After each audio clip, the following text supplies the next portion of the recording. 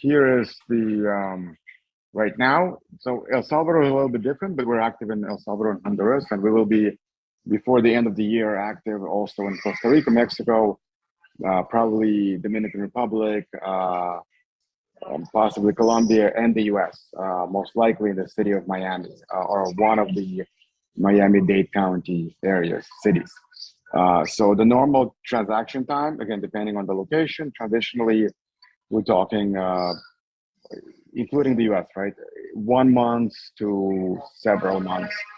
The fees in the US, they can be as high as 1 to 2%, in Latin America, as high as 20%. Um, and it's all a manual process right now.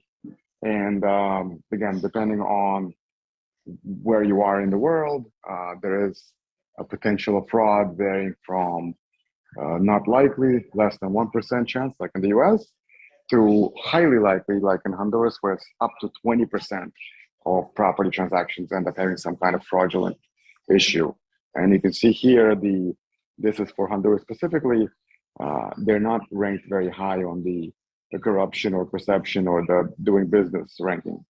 And so then the benefits with us, because we automate everything and put everything on the blockchain, it's the transaction time can be cut to hours or days at most. We almost completely eliminate fraud.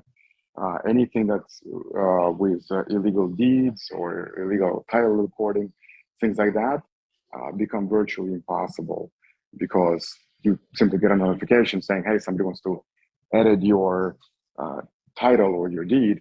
Did you approve it? And you can see exactly who does what, when, why in real time.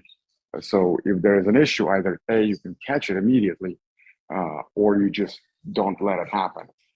And the third and a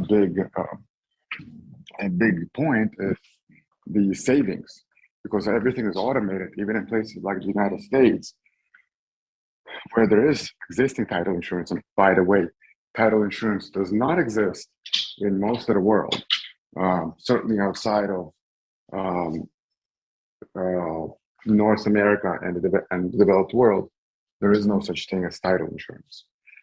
It's in places like that. Can you hear me? Yeah, I was just commenting, and that's really remarkable that that we take it for granted that there's those types of services and ownership solutions. Yeah, well, they are here, but 99%. Again, so again, depending on the country and depending on the financial status of the individual, anybody who is considered middle class and below, I would say 99.99% chance in Latin America, that's south of the border, and Caribbean included, and all of Africa, and I would say most of Asia, if not all of it.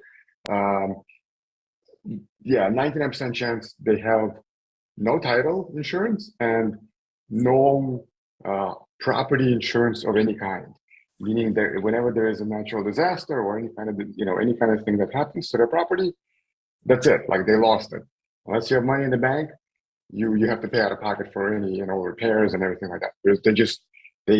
That product, while it does technically exist, it only really exists for the really wealthy, and even those people don't usually get it because there is no culture, and because the ownership rights are tenuous at best and easily forged in a lot of cases, insurance companies, mortgage companies, etc., they don't want to operate in those high risk areas. But by having these property rights on the blockchain, all those issues are mitigated, and not just for the individual, but for the government itself, because you can prove just the simple fact that the government can say, "Hey, Mr. Investor, come to my country. When you invest here, when you buy here, your stuff is going to be on the blockchain. You can prove it. Maybe some warlord can come and mess with you, but at least you'll have this blockchain copy, and Right. because of that, you'll always be able to prove in court that you actually bought it and you actually own it.